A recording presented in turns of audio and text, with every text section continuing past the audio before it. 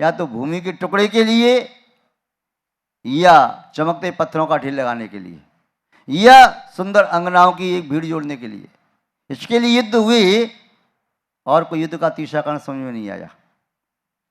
या तो युद्ध हुआ भूमि के टुकड़े के लिए हुआ या चमकते पत्थर कागज के टुकड़े या सोना चांदी के लिए हुआ या अंगना प्राप्त करने के लिए पर्ण किया उसका युद्ध हुआ।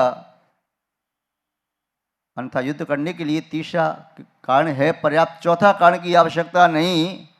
कोई किसी मेरा अपमान किया, अपमान करने पर युद्ध व्यक्ति नहीं करता, कहता है कोई बातें क्षमता धारण करो। तो पहले प्रकार के व्यक्ति क्या कहते थे, मेरा सो मेरा तेरा सो भी मेरा। यदि इसकी ऐसी धारणा है तो वह मान ली वो अनंत संसारी है, उसका संसारी बहुत है, बहुत है संसार उसका भी।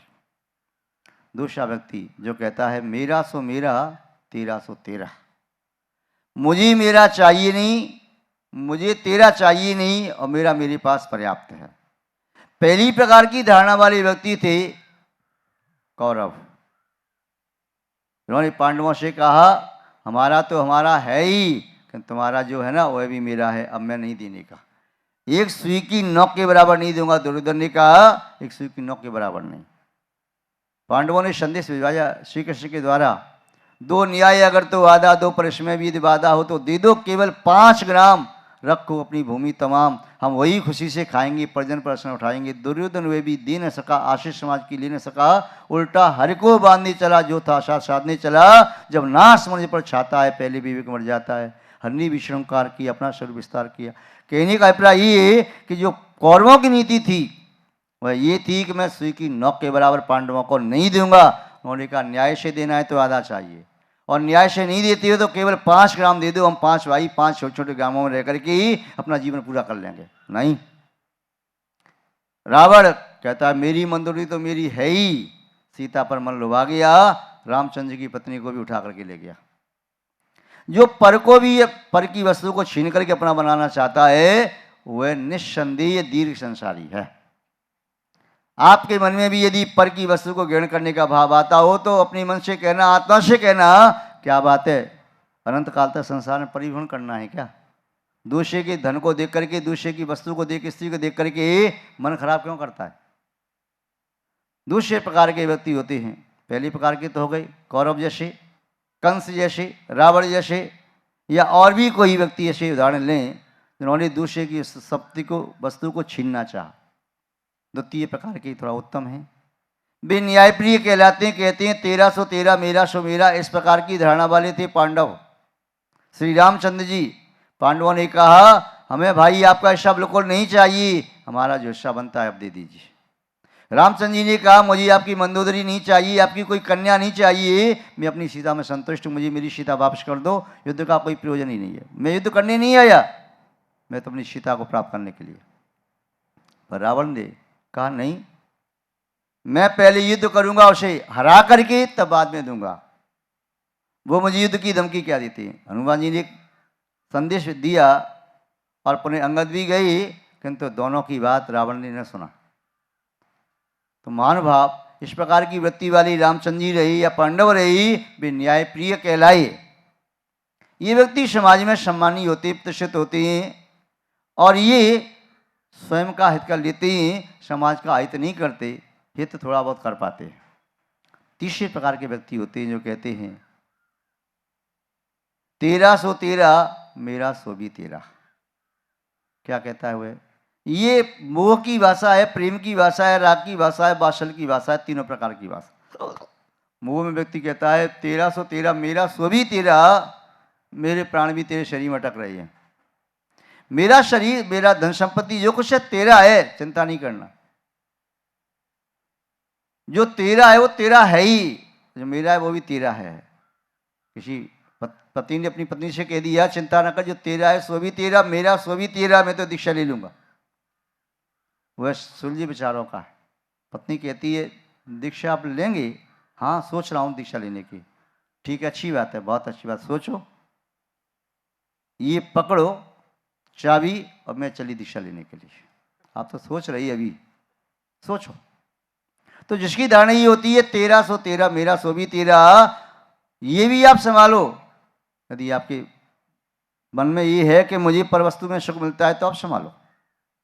महानुभाव तीसरे प्रकार के व्यक्ति वे आदर्श होते हैं, संत साधु होते हैं, वैरागी होते हैं, त्यागी होते हैं और एक समाज को प्रेरणा देने वाले होते हैं। लोग उनसे बहुत कुछ सीख सकते हैं। अपने जीवन की सही पद्धति, जीवन जीने की सही शैली क्या है, सही मेथड्स क्या है, उसे सीख करके दुखों से बच करके सुखों को प्राप्त कर सकते हैं।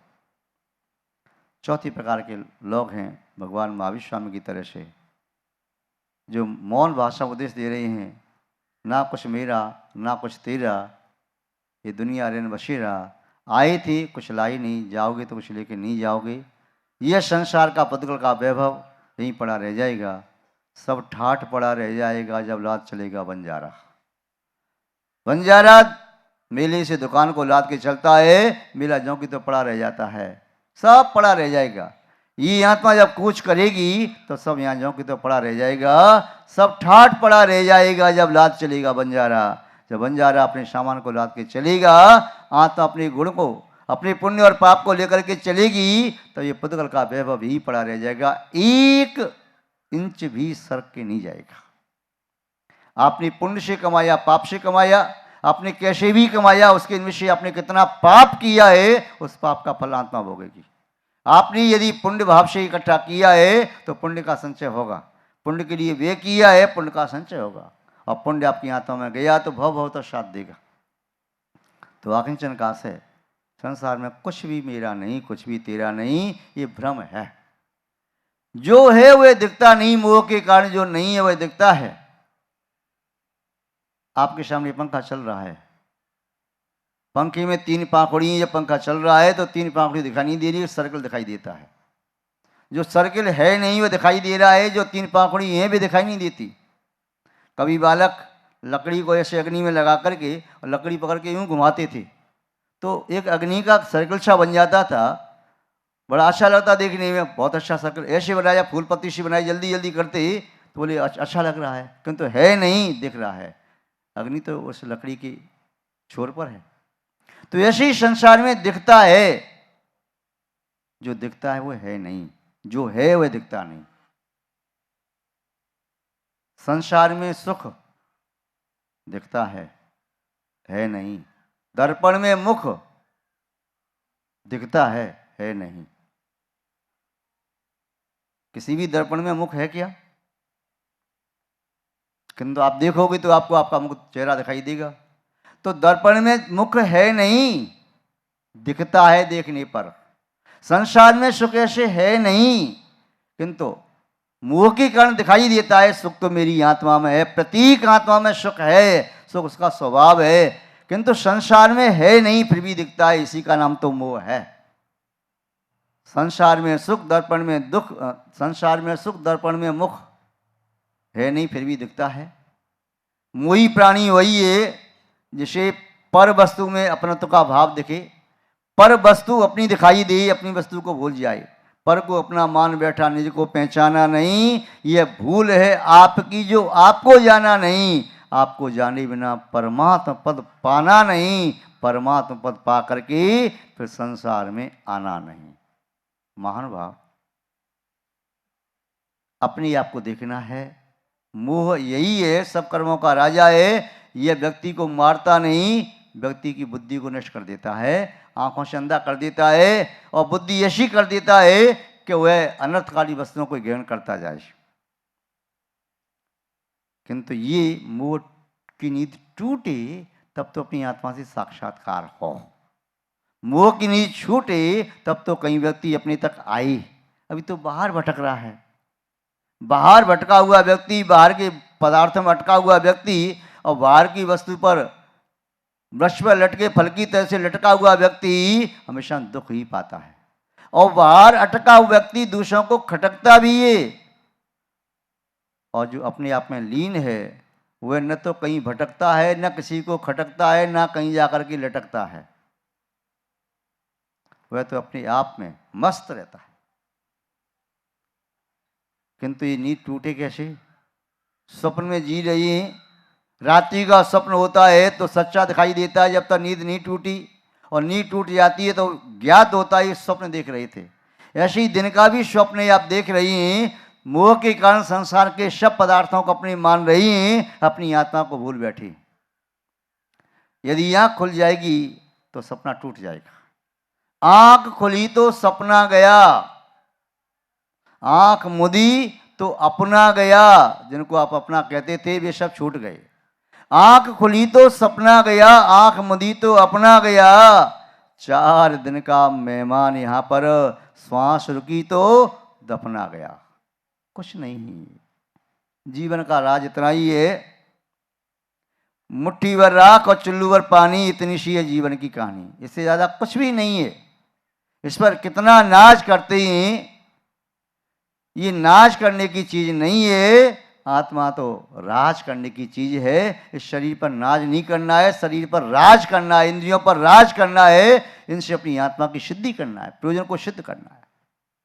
महान भाव, इसके लिए स्वयं ही तैयार होना पड़ेगा, दूसरा कुछ नहीं कर सकेगा। अब तैयारी कब करनी है आप देख लो। जब भी आपका मन हो, जब नींद टूट जाएगी और आपको लगा कि मेरी आसपास सांप और बिच्छू घूम रही हैं, तो नींद टूटते ही आप दौड़ करके ही अपने आप को बचा ले हुए। और जब तक सो रही हो तब तक बिच्छू डंक मारी, चाहे सांप डसली, चाहे कोई और मक्खी मच्छर काट रही हैं, बेसुध पड़ा है। व्यक्ति शराब के नशे में जैसे बेसुध पड़ा है, वह तड़पता है, बेचैन होता है, पर नींद ही नहीं खुल रही। ऐसे ही यह संसारी प्राणी बेसुध पड़ा है, मोह की नींद में सो रहा है। ये मोह की मदिरा पी करके पड़ा है। कभी विषयों के सर्प काटते हैं, कभी इच्छाओं के बिच्छू डंक मारते हैं, कभी कषाय की अग्नि जलाती है, ग्रीष्म काल की जैसे लू लगती है, किंतु नशा चढ़ा हुआ है, मूर्छा में पड़ा हुआ है, इसे कुछ होश नहीं। अब इसे छोड़ना है, मोह की कारा को तोड़ना है। महान भाव, अपनी आत्मा के स्वरूप को एक बार देख लो। बस एक बार स्वाध्याय करना प्रारंभ करो, और स्वाध्याय करते करते आत्मा के स्वरूप को जानो, अपने वैभव को पहचानो, तो बाहर की वस्तु आपको लुभा ना सकेगी। बाहर की आपाधापी आपकी स्वतः ही छूट जाएगी। आपके राग द्वेष के बंधन शिथिल होने लगेंगे और आप अपनी और आने लगोगी। बाहर की वस्तुएं लुभानी आपको बुलाएंगी, सम्मान करेंगी, किंतु कहेंगे बस भैया बहुत हो गया, अब नहीं, अब तो मुझे अपने आप को पाना है, अपने अंदर में जाना है। महाराज नमी मिथिला नरेश राज करने में संलग्न थे। एक बार अस्वस्थ हुई, वैद्य हकीम आदि आए, उपचार किए, नाना प्रकार की, स्वस्थ नहीं हुई। ये कहा इन्हें जो विषम ज्वर है, दाहक ज्वर है, जिससे शरीर में दाह पैदा हो रही है, बशेरे के मोती, चंद्रमा की किरणें, चंदन का लेप, या चांदी के बर्तन में रखा शीतल जल, या बरगद की छाम, या चिकनी मिट्टी का लेप, ये सब शीतलता दे सकते हैं। रानियों ने सोचा कि बशेरे के मोती की माला हार बनवा के पहनवाई, मैं इस बाहर को सहन नहीं कर सकता। चंद्रमा की चांदनी में मैं बाहर सो नहीं सकता। चंदन का लेप रानियां स्वयं अपने हाथ से घिसने लगी। किंतु रानियां जब चंदन का लेप घिस रही थीं तो उनकी कंगनों की आवाज़ आ रही थी, और रोगी व्यक्ति जब कक्ष में सोया हो, बाजी में कोई चर्चा करता हो, तो उसे चिड़चिड़ापन आता है, उसे किसी की बात अच्छी नहीं लगती। उससे कोई पूछे बार बार, ठीक हो, ठीक हो, आप कैसी हो, ठीक हो। मैं ठीक हूँ कैसा हूँ बाद में बताऊँगा, आप मेरे पर कृपा कर दो, वैसे बार बार पूछो मत, मुझे शांति से सोने दो, मैं जैसा हूँ ठीक हो जाऊँगा। पर बार बार पूछोगे तो मैं ठीक ही नहीं हो पाऊँगा, मुझे झुंझलाहट आ रही है, अब शांति से सोने दो। बाजू में बैठ के देखने वाले आ रहे हैं, अस्वस्थ हैं तो लोग, कोई रिश्तेदार आ रहे, भाई बंधु आ रहे, कैसे हो भाई, कैसे हो भाई। घर वाले उनकी व्यवस्था में लगे, नाश्ता पानी करा रहे हैं, उसकी कुछ सुध नहीं ले रहा। ये भगवान मैं क्यों बीमार पड़ गया, वैसे ठीक हो जाता, पर रिश्तेदार देखने वाले मुझे बीमार कर रहे हैं, घर वाले उनकी सेवा में लगे हैं, मेरा ध्यान कौन रख रहा है। तो वह रोगी व्यक्ति कहता है मुझे शांति से छोड़ दो, बस मैं ठीक जल्दी हो जाऊंगा। नवी राजा विश्राम कर रही हैं, किंतु चिड़चिड़ापन आ रहा है। आवाज़ खनखन की आवाज़ आई। उन्होंने जोर से चिल्लाया, ये आवाज़ कहाँ से आ रही है? शोरगुल हो रहा है। युद्ध की तलवारों की खनखनाहट से मुझे डर नहीं लगता था, किंतु आज ये शोरगुल मुझे सहन नहीं होता। पूछा, कहाँ से आ रहा है शोरगुल? बंद करो। महामंत्री ने बताया, महाराज आपके शरीर पर चंदन का लेप लगाने के लिए महारानियां स्वयं ही चंदन घिस रही हैं, तो उनके कंगनों की आवाज़ आ रही है। ये सब बंद करो, मैं सब सहन नहीं कर सकता। ठीक है महाराज। रानियों को संकेत कर दिया और पुनः आवाज़ आना बंद हो गई। महाराज नवी ने पूछा, क्या चंदन का लेप घिसना बंद कर दिया है? नहीं महाराज। फिर आवाज़ क्यों नहीं आ रही? महारानियों ने कंगन उतार दिए, सब चूड़ियाँ कंगन उतार दिए। मेरे जीते जी उन्होंने सब उतार दिया, श्रृंगार त्याग कर दिया। नहीं महाराज, आपकी रानियाँ इतनी अविवेकी नहीं है। उन्होंने सौभाग्य की सूचक दोनों हाथों में एक एक चूड़ी एक एक कंगन पहन रखा है, इसलिए एक पहनने से आवाज़ नहीं आ रही। दो होती हैं, दो से ज़्यादा होते हैं, टकरा के आवाज़ आती है। महाराज नवी का चिंतन चला, ओहो संघर्ष तो दो के साथ है, द्वंद्व तो दो में होता है, एक में काय का द्वंद्व? मैं तो एकत विभक्त आत्मा हूं, मैं पर में भटकता रहा अब तक। शुद्ध परिचिदान बुधा सब सभी काम भोग बंद कहा, ये तस् सुलभ रवर सुलभ ये तस्। शुद्ध परिचिदान बुधा सब काम भोग बंद का, काम भोग और बंद की कथा मैं सुनी है, परिचित हूँ, अनुभव किया है, उनमें मैं बहुत अनुभवी हूँ, किंतु एक व्यक्त आत्मा को आज तक मैं जान नहीं पाया। उस एक व्यक्त आत्मा को मुझे जानना है, वही मैं हूं। चिंतन चला, चंदन का लेप लगाया, स्वास्थ्य ठीक हुआ। अब दीक्षा लेने का भाव आया, स्वास्थ्य पूरा ठीक हो गया। रानियों से संकेत किया, बस मैं दीक्षा लेने के लिए जाना चाहता हूँ। महाराज राज की प्रिया का हित देखना भी तो कल्याण है, यहाँ भी कल्याण किया जा सकता है, और जब तक पुत्र योग नहीं है राज किसको सौंप के जाओगे? राजा ने सोचा, बात ठीक है, यदि मैं राज्य को ऐसे छोड़ के जाता हूँ तो प्रिया अनाथ हो जाएगी। और कुछ देर रुक गई। एक दिन गवाक्ष में बैठे हुए थे, खिड़की के बाहर दृश्य देख रही थी। एक नदी के किनारे कोई मृत पशु पड़ा हुआ था। गीद, पक्षी, चील और कुत्ते आदि इसे लौच रहे थे। एक टुकड़ा किसी चील ने मांस का लोथड़ा उठाया, लेकर के उड़ी। सभी चील उस पर झपट्टा मारने लगी और चील को लहूलुहान कर दिया। मांस का टुकड़ा उसे छोड़ दिया, दूसरी चील ने उठाया, उस पर झपटी लहूलुहान कर दिया। तीसरी चील ने उठाया, उस पर सभी झपटी लहूलुहान कर दिया। महाराज नवी का चिंतन चला, जिसके पास ये परिग्रह रूपी मात का लोथड़ा है उसे संसारी प्राणी नोचते हैं, इसको छोड़ी बिना शांति नहीं। और कहा, बस पुत्र जब योग्य होगा तब होगा, मैं राज का भार मंत्रिमंडल के सौंप के जाता हूँ। जब राजकुमार योग्य हो तब उसे राज देना, इसका भाग्य होगा तो, अन्यथा जो पुण्यवान होगा राज का संचालन करेगा। मुझे अपनी आत्मा का वैभव, आत्मा का राज प्राप्त करना है।